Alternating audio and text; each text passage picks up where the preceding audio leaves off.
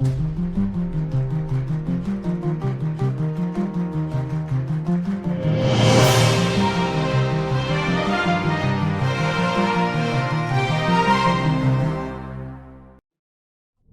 welcome, and thanks for listening to Carbon Cli-MATES, a monthly podcast dedicated to discussing all things energy, carbon, and sustainability. We also like to point out what's getting hot, aside from our planet. I'm your host, Enya, and today I'm joined by my Carbon Climate and co-host, Catherine, who I will be introducing shortly. Before we get into today's topic, Catherine, how's your week been? And can you tell us a bit about yourself? It's been quite exciting actually. Today I was at Tea, so I got to see their factory, which was really nice. And I've also been at TransLink. I was helping. Well, I'm not doing the carbon literacy training yet, Mhm. but I was watching my colleague doing it Okay. because I'm going to be doing some of them as well. So it's all new and exciting in my job life. Oh, very good. And can you take us through what exactly is your job title? Yeah, so I'm an environmental advisor. I work for Business Community Northern Ireland, and uh, basically what I do is the Northern Ireland Benchmarking Survey. That's wrong. So it's the Environmental Benchmarking Survey, and we we basically it's like a free survey, and any business can do it. And it's very good because it's anything like environmental, so it looks at all different types of things, like if you're calculating your carbon, your greenhouse gases. It Okay. looks into if you're engaging your customers, engaging your suppliers, engaging your employees. Right. And Okay. we also look at like nature and biodiversity and if you're doing anything in that. And then at the end, you would get like a score Hmm.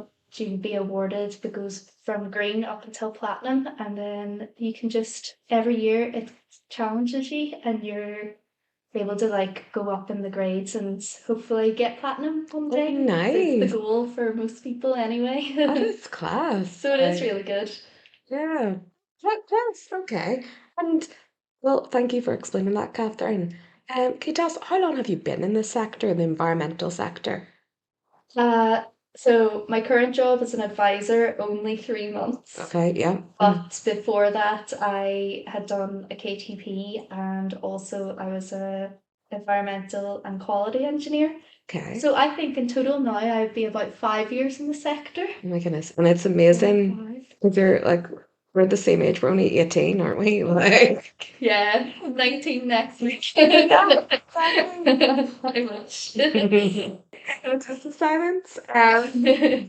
Yeah, okay. And we actually, just a bit of background for everyone, but I know Catherine for university, Queen's University, Belfast. Yes. And we actually did a master's in environmental engineering together.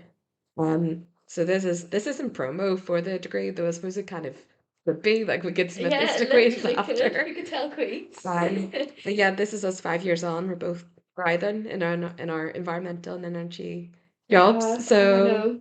yeah. And it's funny because we both went down very different paths. Yeah, Because yeah. I was down for a long time, I was in the concrete side of Mhm. everything, and you're obviously the energy side. But Yeah. we always, even when we meet up, we're a wee bit of geeks. We always Yes, talk about our job, even over a glass of wine. Oh my God. But yeah. Well, you actually mentioned there a term KTP. Yeah. Can you take us through exactly what that is, like, or? Yeah, so actually, when I seen it, it was advertised after our masters. I seen it on my email. Mhm. I had no idea what it was either, but basically, it's a knowledge transfer partnership. And so what it is it takes a graduate, it takes a uni, and it takes a company, and then you work on a project for a number of months or years. Mine's was 3 years, but I think you get 1 year and 2 years as well. Oh, yeah. And so you work on this project, and then it's great because you get a budget out of it as well. So it's your own like developmental budget, and there's another budget then that you can spend on travel, and then another budget that you can spend on your actual project. So say you need anything. I worked in the lab a lot and needed a lot of things for the Okay, lab. yeah. Hmm. So it is really good. So I got to do lots of things. I got to go to Morocco actually through my KTP. Hmm. It was like a concrete conference, sustainability and all things concrete. It was a great opportunity. So you got to meet everyone from around the world, Right, and they okay. all had, the same like interests as you. Of course. But no, it was very good. I also got to present at a couple of things at it. Right. Now, my memory, I'm like a granny. So it's all those acronyms. I Yeah. can remember them all. So what I presented at the hold on, did I find it here? Yes, ICBBM. I see So BBM, it's okay. the International Conference on Bio-Based Building Materials. Right. So that's a mouthful, so you can see why they shorten it. But so I presented at that, and then I actually published a paper from it as well. Wow, So it was a yes. really, really good thing to be able to do. So God, I got to do that, and then I also presented at the Northern Ireland Manufacturing and Supply Chains Conference and Expo 2022. Wow. So that was it was a more casual one.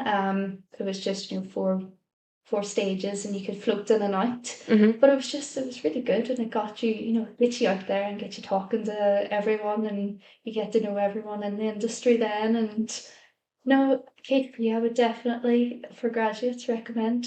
Yeah, If you see the opportunity and you like the project, definitely. that's actually amazing to hear. Yeah, Like one of the points I've been trying to get across with this podcast is, okay, so our degree, our environmental engineering degree, covered so much in terms of the yeah. environmental and energy sector.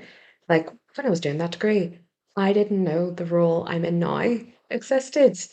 And so yeah, and here we are. And the fact that like, the KTP, like you're able to do it, and is it a tough process? Like, you were competing for that role, or was there other people with that, or For the KTP. yeah, So it was like an application. You went for the interview, and I think it's, the way they like narrow it down. I yeah, think there was between me and maybe one or two other people, right, okay. and then thankfully I got it. But yeah, so it's just like as if you're applying for a job. Yeah. But then you have supervisors in the company and you have supervisors in uni, so you're not letting go of that uni aspect just Oh, yet. So you amazing. feel still a bit like a student, even though you're actually staff. You're definitely not a student. It's me pretending I'm 18 again. Oh, oh, well, that's really great to hear. So, Yeah, and this is at Queen's, so you got to spend a lot of time at Queen's University Belfast. yeah. Just to point out, I know there's different Queen's Oh yeah, sorry. universities. And what was your favorite aspect about Queen's University Belfast? Like, did you enjoy the long lectures, or the when you went to do testing in the cold, or the pints in the students' union? Yeah. Like, It's great though. Thanks. No, see, one of my favorite things about Queen's was actually the lab, the concrete lab. I spent so much time down there, and see all the technicians, like they're so helpful, and just everyone was like just there and ready to help. And if you wanted to batter on, you could batter on as well. So Okay, yeah, it's just a really nice wee environment down there. that's class. So Yeah, shout out to Queen's yeah. Lab. Again, they're not paying us or Oh God, anything. no, no, Like, no. This is no, me just having. this is a general opinion. Uh, Oh, that's really great to hear. Yeah, I remember when we finished the degree, or like during around the time when we were rounding up the degree. Um, again, I didn't know, like I didn't feel like I knew enough of labs that existed, or maybe it was like too overwhelming. Like I'm like, yeah. a lot of people in our class I could tell they were getting into the environmental impact assessments Hmm. role, which is a really great role. But I'm like, is this the only role to go down?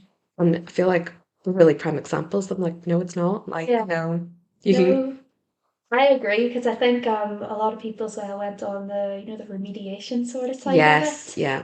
And I was like, I just don't think that's what I want to Hmm. do. But I think it's really hard if you don't know what to do. It's great for the likes of us talking now in this podcast, give people ideas. Yeah. Because you write in the uh what's that job? website. LinkedIn Yeah, not or LinkedIn, the one Indeed. Indeed. Mhm. You type in environmental jobs and the same thing comes up. Yeah, So I think it's really good. Like LinkedIn is great though as well. it is.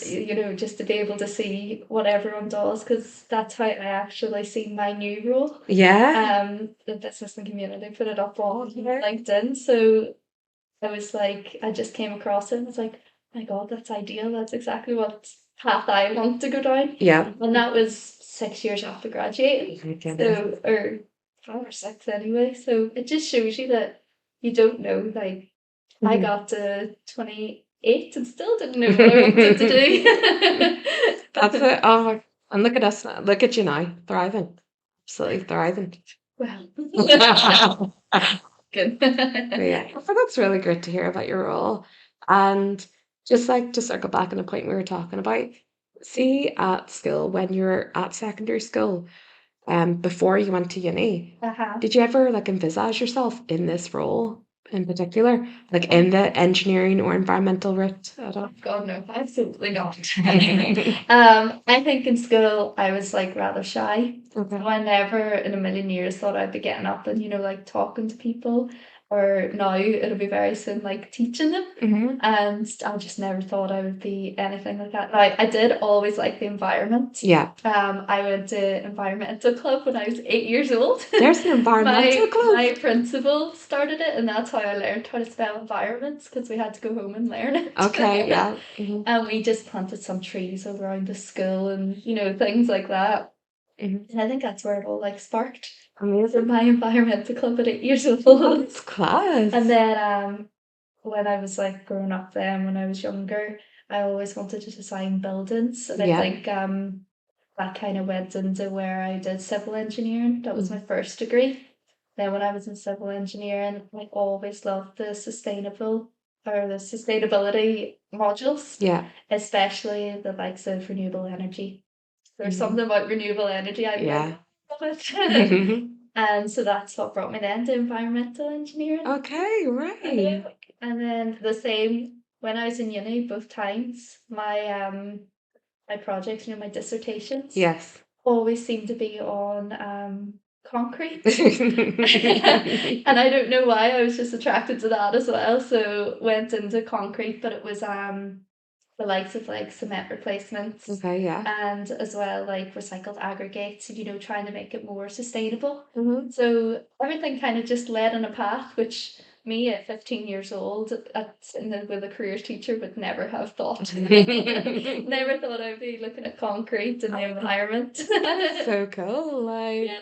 because it's one of those terms like, see, knowing what I know now about concrete, I'm like, that's a whole industry in itself. Like, that's a whole sector. Like, Yeah. the amount of jobs that can stem from that. Mm-hmm. Um, see, see, maybe when I was like 14, 15, like yourself, I'm like, is concrete? Like, what Oh is it? God, Like, yeah. yeah. I was the same. It was like bricks and stones. This is it's probably a good time to tell you the name of this episode. I forgot to. I Okay. usually for these podcasts, I forget to introduce like the title of the episode. I more just introduce the person, and Yeah. that's it. But I've called this one, or it'll appear on Spotify, Apple Podcasts, so the streaming services we're on, or listening services we're on. The evidence is concrete. I'm like, what evidence? Well, that is just Uh, but that's, no, that's really good to hear, and great to hear about your time at Queen's. And you did your bachelor's in Scotland at Paisley, didn't you? Yes, Yeah, UWS Paisley. So that amazing. was 4 years, and I did one semester away as Erasmus as well. Right, okay, So yeah. I was over in France, and it was a great opportunity. Now, Mm-hmm. it was all in French, and I didn't know French, Oh so yeah, yeah. that was a challenge in itself. But I found when I came home, then when I was back in like English Mhm. lessons, some words I had learned in French, and I was all, what was that? But no, it was great as well. Civil engineering over in Paisley that I did. Okay, very good, very good. Well, my degree I actually did it at Ulster University, Mhm. Jordanstown, and I'm like there who Yes. that's Jordanstown. Doesn't exist anymore, but it's fine. I actually don't know if it doesn't exist. I should probably check in on my old uni. But my degree, I did clean technology. It doesn't exist anymore. They amalgamated it with building services. So, Way. um, It's very interesting. well, it's now called architectural technology, Right. and I think it's either it's I think it's still a bachelor's of engineering or it might have changed to bachelor's of science. That's But wild. yeah, I should check in with the old guy and like see how they're doing. Just but like, have you been to the new Ulster University campus in Belfast? No, haven't. Heard it's like amazing though. It is absolutely class. Yeah. The only thing I really, yeah, um, I was there maybe a couple of months ago giving a talk to some of the students regarding accreditation, like a body I'm on, accreditation body I'm on. And one of the security of it, like, it's great, top notch, but you need passes to get everywhere, like your student card. Right. Queens, like, and here that's great for security and everything. Yeah. I remember like just Jordanstown campus, you could just walk about it and like go like the only place you needed security was the library. On Queen's is the only place you need It's security just is the library. the library. And then there's well, I suppose it is a top-notch university and yeah, they do need security. Okay, and you're just rambling at the minute, just please ignore me. Okay. No, I do get you though. It's like more freedom. Yeah, Where more probably the freedom. students feel like Yeah. they're beeping in Let somewhere. that let the has-beens come back and like experience their Let's see. youth. Okay. But that's really great. So I just want to talk a bit more about you and your roles. Mhm. So you said like KTP and the places you got to travel, and you went to Morocco. Yes. Yes. Uh-huh. So that's class. How long were you in Morocco for? Oh, unbelievable.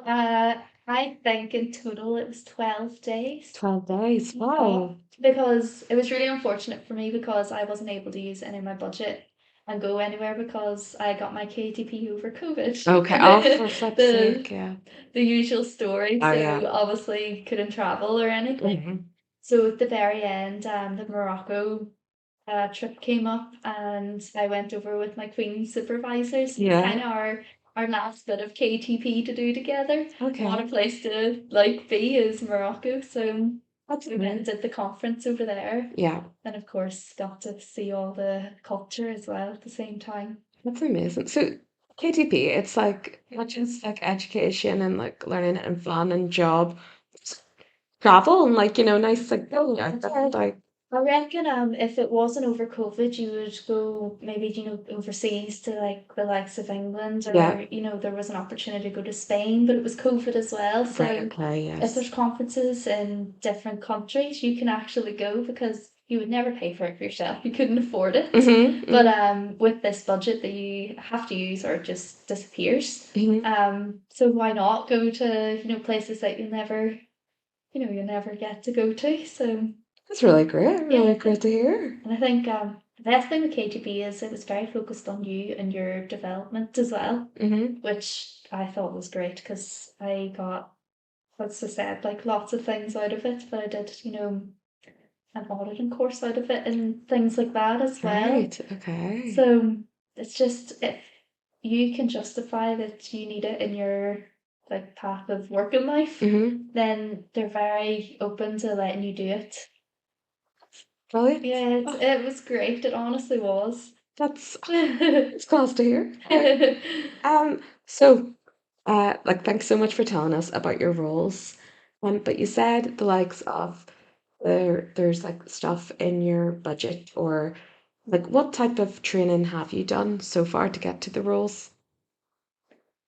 So as you know, I did my undergrad Yeah. and then my postgrad as Hmm. well in environmental engineering. Now, I've done a whole rigmarole of training, Yeah. really random stuff like a forklift license. You have a forklift license? Yeah, I drove Excuse me? forklift. I That's have the amazing. pallet truck license. So it's like we random facts. So sometimes I would drive in or not anymore, Yeah, but yeah. I Hmm. could previously. What else? So I actually through my KTP got my NEBOSH health and safety Right. uh And course out of what it. what does NEBOSH stand for? Apologies. So it's Excellent. the National Examination Board in Occupational Safety and Health. It's what it stands for. Brilliant. As I told you, I'm not good with those long titles. But I think that's the qualification. That's the thing I noticed. See, when applying for jobs after uni, that's the qualification. Seeing all the environmental roles Uh-huh. that was specified, like, oh, have your NEBOSH, or like, NEBOSH is preferred. That's a really The great qualification to NEBOSH, have. yeah, the NEBOSH is great as well. See that health and safety one that I did. That can get you into health and safety advisor roles. Okay, yeah. If say someone didn't go to uni or have like just GCSEs and things. Mm-hmm. Apparently, that's a really like sought after one that they like everyone says. I always say this to like my sister when she was thinking of her A levels and stuff and going to uni. I was all like, you don't have to go to uni. Yeah, I loved it and personally as the path that I wanted to do. But you've got the likes of these like NEBOSH courses and yeah. things like that. So definitely, it's a good one to look into as well. That's yeah. I've actually love that you said that. Uh huh. Like you don't need to go to uni. No. Because I know we were just praising Queens, like Yeah. you just go. However, I always remember from my childhood, like 15, 16, secondary school. Again, at that age, I didn't know what I wanted to do. Yeah. And that was the age where they tell you to pick. I'm like, okay, decide what you want to do for the rest of your life. And you're like, Hold on a minute. what is this feeling? Like, oh, it's anxiety. Like, I get it. Yeah. Um, I always remember a careers, like a panel of careers people coming in. I Mhm. think there are people from different industries or different careers advice. And each of them give advice being like, oh yes, choose the A levels you're good at. And like, choose a course in uni you're gonna like. And then there was this one woman Mhm. and she said, honestly, do a part-time degree and like, find a job somewhere. Like you don't need to like go Right. to uni, like, Yeah. and do this. Like this isn't like this path isn't for everyone. Yeah. And I think it's really great because there's a lot of people, I know my class, especially in my bachelor's, Mhm. but like, last year, like a quarter of them were gone in the next year. Yeah, And exactly. Like because dropout rates, it's yeah, crazy. hmm And I think it's just that pressure that like the teachers kind of put on you, this is the path you must do. exactly. And like obviously you do your GCSEs and then A levels is optional, but that's Mhm. kind of the path you always followed. And you kind of realize now, I kind of realized like the age I am, it's like, that was to make the school look good, to like, make them see like, look how many kids we got into uni. And it's like, if I didn't want to go to uni. Uh-huh. And I think that's what's great now with all those apprenticeships. Apprenticeships, yeah. God, I would have loved to have an apprenticeship when I was younger. They weren't really things when we were leaving Mhm. school as such. There's the place, company BPP has a sister company, Well Uh-huh. Consulting. I just did a name drop on them there Okay. but they offer apprenticeships. It's amazing, like, trying to like reshare those posts when they're offering Yeah. apprenticeships. I just keep on thinking, like, I would have loved Oh my like that God, I know. opportunity. I Like would I would have have jumped at loved. it because at that age too, you're getting paid. You're getting You have paid. a big girl Like, job. yeah, you're getting paid one day a week in uni, and your weekends are still free. It's amazing. Like, I really would have taken that. Yeah. And I know, what is it? The amount of people, I can remember the amount of people from first year maybe didn't even go to lectures. Like, Yeah. and I used to live with some people when I would come in, maybe like where I lived, I needed to get the train to Jordanstown. I would come in and they'd still be in the same position. Like, as I left them that morning, I'm like, Yeah. Hadn't you, even she's moved. like, you okay? Like, But yeah, no, that's great. I'm glad we agree on that. Like, Yeah, no, definitely. in particular, seeing your career, and this is going to be an early question. Yeah. Is there any particular guide that you love to look at, like the likes of health and safety guide or environmental guide, or anything new you've come across pertaining to what you've done? I'm just trying to think because I think through my like career path, it's very learn as you go. Okay, So right. you only learn so much in uni, Mhm. and then like especially in say my environmental engineering side of it, the British standards. was a really big thing. British You standards, always had to okay. go back to them, but that's because it was more quality side. Hmm. Like there is a wide range of. There's so much that you can look at. Hmm. And like, what is it? I'm trying to think if uni give any helpful links or websites. Hmm. See if you type in environment into Google, Yeah. environmental regs into Google, something's bound to come up. Oh God, Like, yeah. I have. one of my favorite standards for environmental Yes. that favorite standards, but it's the ISO 14001. I knew you were going to Yeah. say. Um, I'm pretty sure. So we used to do like in my old job was 14,001, 9,001, and the 45,001. yes. And I actually did the 14,001 auditing course. Yeah. That was the course that I did. So yeah, do like the Yeah. 14,001 14,001. But yeah, so anyone who wants to know more about environmental standards, look up that ISO 14. God, she's a beauty. Oh Like, God, I know. That is really cute. we'll get away. We'll get away from that. Okay, so now that usually in these episodes, I like to do a bit of a like maybe a fun game round where I ask you one or two questions to see if like this is what your general opinion is or if you can guess. So this section, and I name the rounds Right. to the individual I'm like interviewing. Mhm. So this section is called Material Girls. Love Okay. But I was like, play Madonna in the background. And I'm like, oh, if we can't play that, we'll get sued. So we're just doing our own version. Mhm. But yeah, I'm just yabbering up some facts. So you talked about your work with concrete. Yes. Can you tell me the melting point of concrete? Um, so I think it can hold up until, is it 1,000 or 1,200 degrees Celsius, and that's when it like breaks down. Okay, yes. I know probably before that it'll probably deteriorate a bit. I can't imagine like even 300 degrees concrete would be very pleasant. Listen, you wrote the paper on concrete, so I'm inclined to trust you. What I got from a trusted source known as Google Yeah. was concrete doesn't have a melting point. But to be honest, I think the 1,000 degrees, like that is like Yeah. that's a considering not having a melting point. Yep, that's great. Just so you know, guys, concrete you can put it under really high temperatures, Yeah, like. I've never seen concrete melted myself personally, but I would like to see that if that's an actual thing. Okay. Um, can you tell me the Latin word for concrete at all? You got me there. Been watching a lot of Rome recently, so like, it's actually a very easy one. It's called concretus. Okay. So, the more you know, guys. If you're on your pub quiz and they ask you for the Latin word, Good pub quiz. concretus. Okay, yeah, and that's the end of the Material Girls section. But yeah, I actually wanted to ask about your opinion on Northern Ireland in particular and what it's like in terms of energy and environmental. So one of the things that happened in Northern Ireland in the past couple of years was Northern Ireland got its first energy strategy. Mhm. So it's called the NI Energy Strategy 2021 Action Plan, or for anyone who wants to look it up, it's on the Department of Economy's website. Mhm.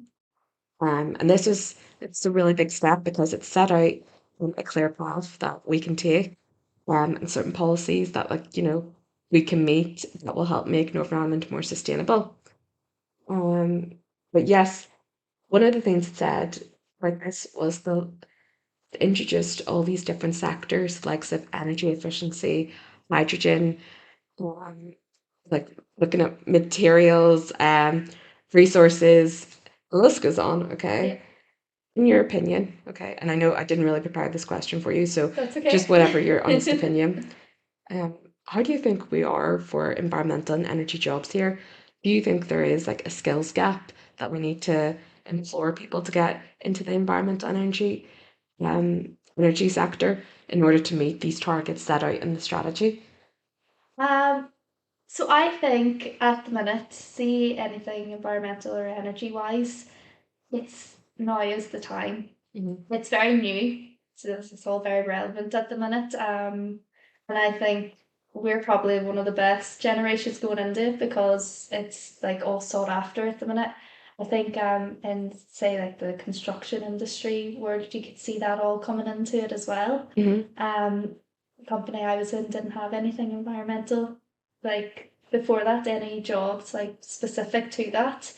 So I think yeah, there's the gap there. And there's a gap there for people to, take all these jobs and positions, but I think as well maybe there's not a lot of courses out for it. So yeah, we had environmental engineering, but I think more could be brought around and I think more will be developed Yeah. now that say the likes of this energy strategy did come out Mhm. and maybe the more peak of an interest will happen as well, hopefully, because it's a great sector to get into. Yeah. And you get to be with people. Like, Yeah, look at us. Look at us. Like, Friends. Still well, friends. best friends. Still best friends. What is it? 7, 8 years down the line? What is that? What it is? 20. We'll stop talking about that now, okay? Um, yeah, no, I completely agree with you. I remember being on a consultation with the Department of Economy. It wasn't just me, there's hundreds of other people. Like, but it was one of those ones they want to get everyone's feedback and you can join and ask questions. They're introducing a new regulation and I immediately flagged it in my head. No one really knows about this. Yeah.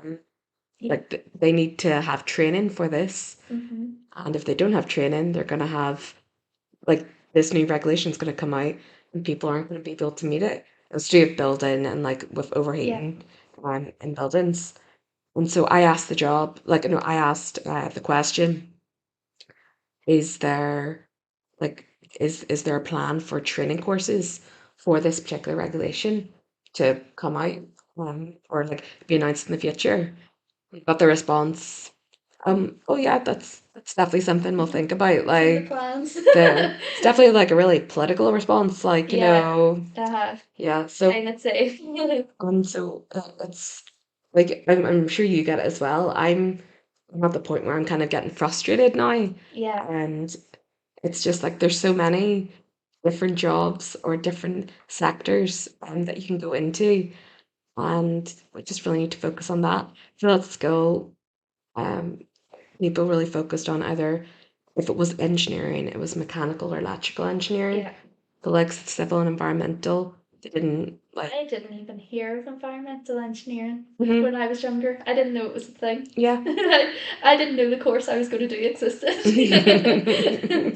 But it's annoying because we need to like believe like we need to start looking at schools and be Yeah. like show them like when they're like the age we were questioning 15, 16, Yeah. sick here. You can create a pathway around this. Yeah.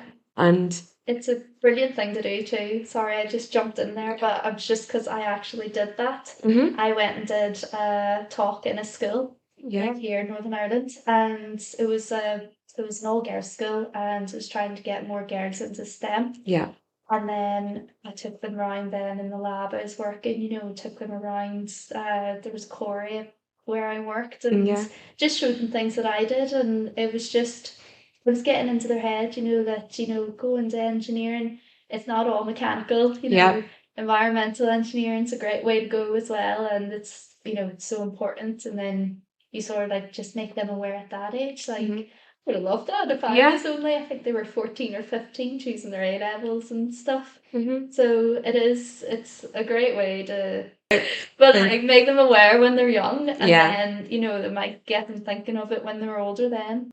yeah, that's a really great roundup. Actually, you've done my job for me.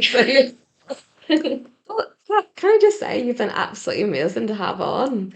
And Have them. thank you. But just before you go, Yes. do you have any advice for future prospective engineering graduates or if any secondary school children are listening to this, which I like they are, but like, You never know. for choosing their career. Yeah, so I think what I just say to everyone, like as if I'm talking to my sister when she was going into uni, is don't panic if you don't know what you're going into yet. Just do something that you're interested in.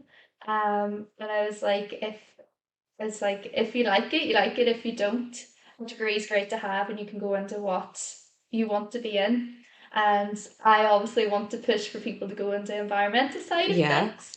And I do just want to say that, like, now is the time to use your degree. People sell the climate crisis as it's too late to help, the damage is done. But it's not, like, it's really, really not. And our world needs you right now to help save it.